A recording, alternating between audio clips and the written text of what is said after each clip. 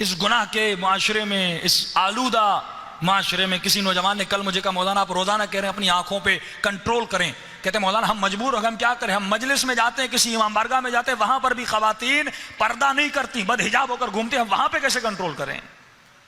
یعنی جب امام بارگاہوں کے اندر خواتین کی یہ حالت ہو، جب مجلسوں میں آنے والیوں کی یہ حالت ہو، تو یہ نوجوان کہاں پہ کنٹرول کرے؟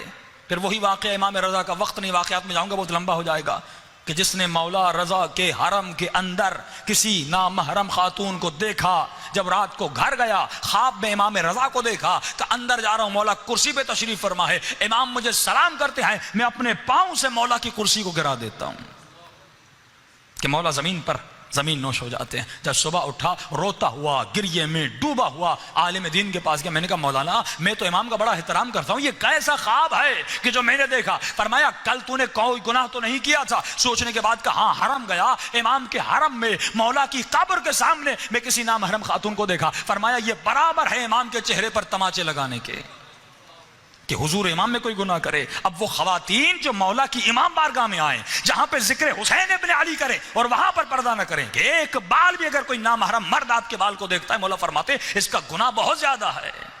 کہ اگر وہ نوجوان گمراہی کی طرف چلا جاتا ہے، اس کے اندر کے حالات بدل جاتے، مولا فرماتے اس کا ذمہ دار کون ہے؟ وہ انسان ہے جس نے اس کو گمراہ کیا. تا قیامت اس پر عذاب ہوتا رہے گا، اور اس سے شدید عذاب اس کے شوہر پر ہوگا، اس کے بھائی پر ہوگا، اس کے باپ پر ہوگا، جس نے اپنی ماں بہنوں کو حجاب نہیں کروایا اور اسی صورت میں امام بارگاہ تک لا رہے ہیں.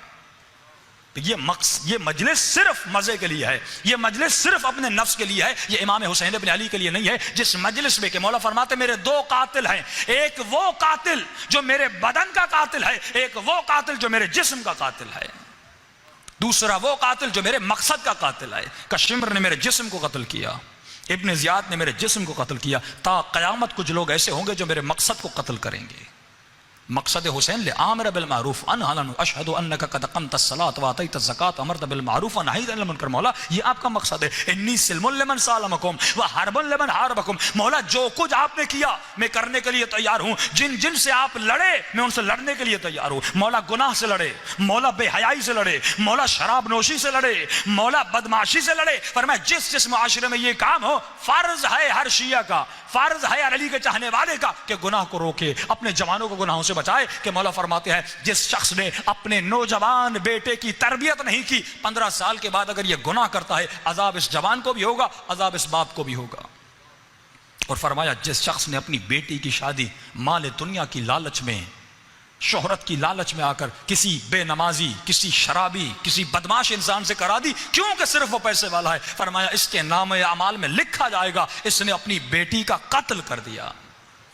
اور جس نے دنیا کی خاطر اپنے بیٹے کی شادی کسی ایسی خاتون سے کروائی کہ وہ مالدار فیملی ہے، وہ پیسے والے ہیں، بھائی اولاد کا کیا ہوگا، تربیت کا کیا ہوگا؟ امام فرماتے مجھے تمہارے گھروں سے حسینی بچے چاہیے، علی اکبر جیسے جوان چاہیے، جناب زینب جیسی خواتین چاہیے، جناب سکینہ جیسی بچیاں مجھے چاہیے، وہ بچیاں جو عباس کے علم کو اٹھائیں. کیا کردار ہے جناب زینب. اگر بی بی نہ ہوتی کربلا کا مقصد پورا نہ ہوتا. امام سجاد تو بیمار تھے، یہ خطبے جناب زینب نے دیے تو فرمایا 4 طاقتیں: غصے پر کنٹرول، شہوت پر کنٹرول، خیال پر کنٹرول.